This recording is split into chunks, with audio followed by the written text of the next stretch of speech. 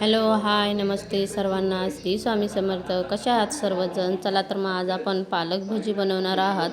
तुम्हीही या पद्धतीने कधी पालक भजी बनवलात का? मला कमेंटमध्ये सांगा. आणि हो, माझ्या नवीन रेसिपी पाहण्यासाठी चॅनलला लाईक शेअर सबस्क्राईब नक्की करा. चला तर मग रेसिपीला सुरुवात करू. पालक स्वच्छ धुवून घेतला आहे. सुरुवातीला मी मिठाच्या पाण्यामध्ये पालक घातला होता. त्याच्यामध्येच आलं ठेचून, मिक्सर थोडा खराब झाला आहे त्यामुळे आलं आणि लसूण ठेचून घेतलेला आहे. त्याचबरोबर ती हिरवी मिरची आणि जिरेही ठेचून घेतले आहेत.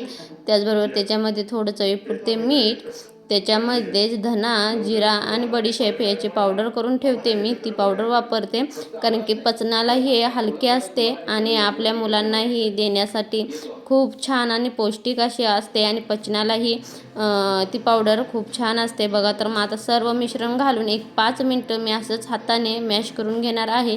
आणि पालक थोडासा मोठाच चिरायचा आहे. बघा आता छान असं म्हणजे मळून झाल्यानंतर ना त्याच्यामध्येच 1 वाटी बेसन, 1 वाटी अर्धी वाटी तांदळाचं पीठ वापरलं आहे कारण की क्रिस्पीपणा छान येतो त्याला, त्यामुळे मी तांदळाचं पीठ वापरलं आहे.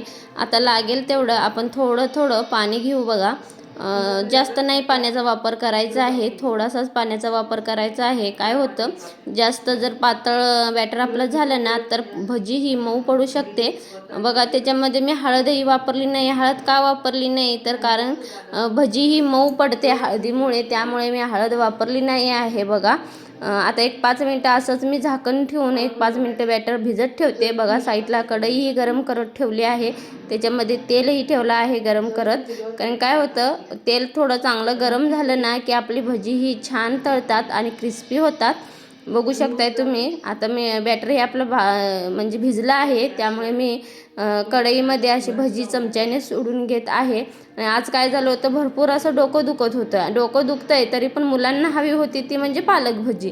आणि पालकची बाकी काही तुम्ही गरगटतेन बनवला तर खात नाही, परंतु पालक भजी किंवा पालक पनीर बनवलं ना तर माझा लहान मुलगा आवडीने खातो. त्यामुळे म्हटलं आता डोकं दुखतंय तर मुलांना तरी काय सांगून चालत नाही आपण, त्यांनाही पौष्टिक जाणं हे गरजेचंच असतं. मग भजीच्या वाटणे का म्हटलं जाईना म्हणून तसंच मी करून घेतले भजी.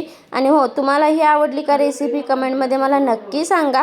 आणि ह्या पुढचेही तुम्हाला काय रेसिपीमध्ये पाहायला आवडेल तेही तुम्ही सांगा. आणि तुम्ही कुठून आहात तेही मला कमेंटमध्ये नक्की सांगा. आणि हो, कमेंटमध्ये लिहायला विसरू नका. श्री स्वामी समर्थ, अवधूत चिंतन, श्री गुरुदेव दत्त. चला तर मग व्हिडिओचा मी इथेच एंड करते. आणि हो, रेसिपी आवडली तर चॅनलला लाईक शेअर सबस्क्राईब नक्की करा आणि कमेंटमध्येही सांगायला विसरू नका. श्री स्वामी समर्थ.